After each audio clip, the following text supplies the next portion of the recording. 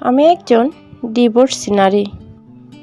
হয়তো আজ আমি ডিভোর্সি নারী হিসাবে স্বীকৃতি নাও পেতাম যদি আমার অনুমতি নিয়ে আমার বিয়েটা হতো।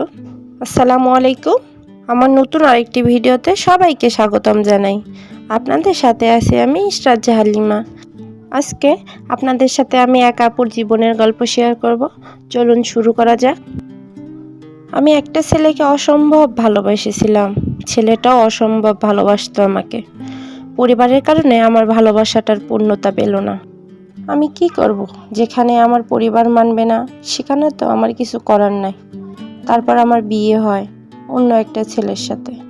আমার বড় বোন ছিল আমার শত্রু। সে কখনোই আমার ভালো দেখতে পারতো না। ও সবসময় চাইতো তার হাজবেন্ড যেহেতু কালো, আমার হাজবেন্ডও কালো হতে হবে।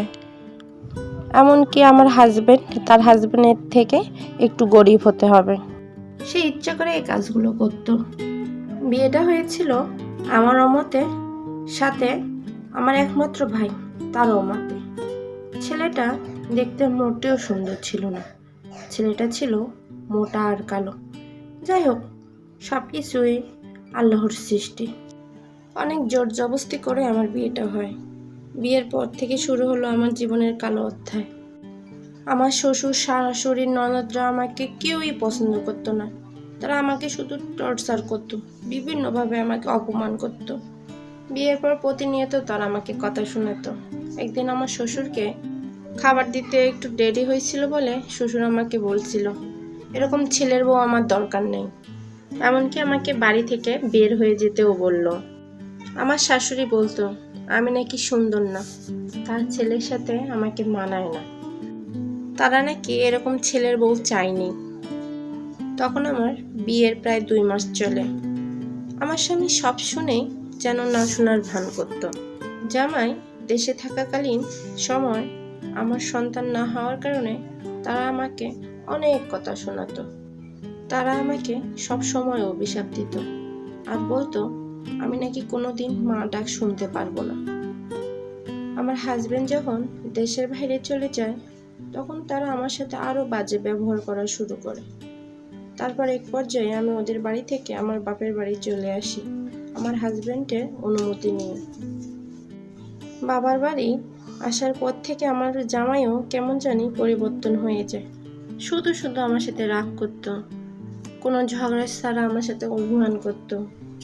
আমার একটা ছেলে ফ্রেন্ড ছিল স্কুল চলাকালীন। আমার এফবিতে অ্যাড ছিল। ওর সাথে প্রায় এমনিতে আমার কথা হতো। এই বিষয়টা আমার জামাই জানতো। এক পর্যায়ে সে আমার ফ্রেন্ডকে নিয়ে আমার নামে মিথ্যা অপবাদ ছড়ানো শুরু করলো।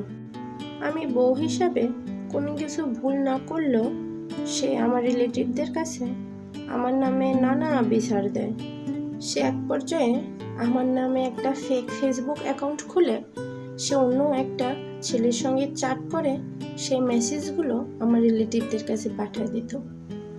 আর সবার কাছে বলতো আমি নাকি পরকীয়া করি অন্য কোনো ছেলের সাথে।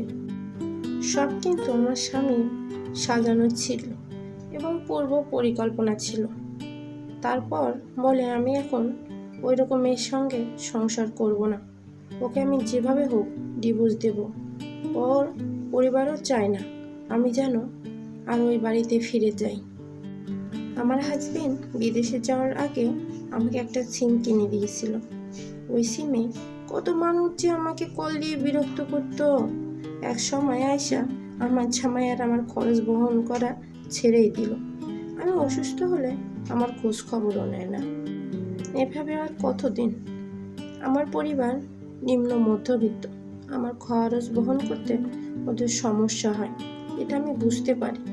তারপর আমি এলাকার কিছু ছেলে মেয়েকে প্রাইভেট পড়ানো শুরু করে দিই নিজের খরচ নিজেই চালার জন্য। নিজের সংসারটা বাঁচানোর জন্য অনেক চেষ্টা করলাম, অনেক দিন অপেক্ষা করলাম।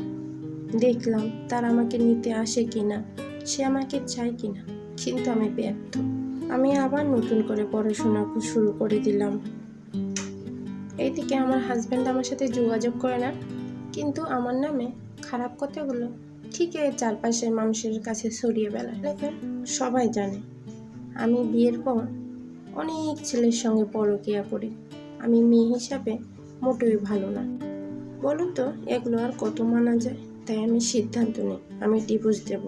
তারপর ডিভোর্স দিয়ে দিলাম। আলহামদুলিল্লাহ, এখন অনেক ভালো আছি।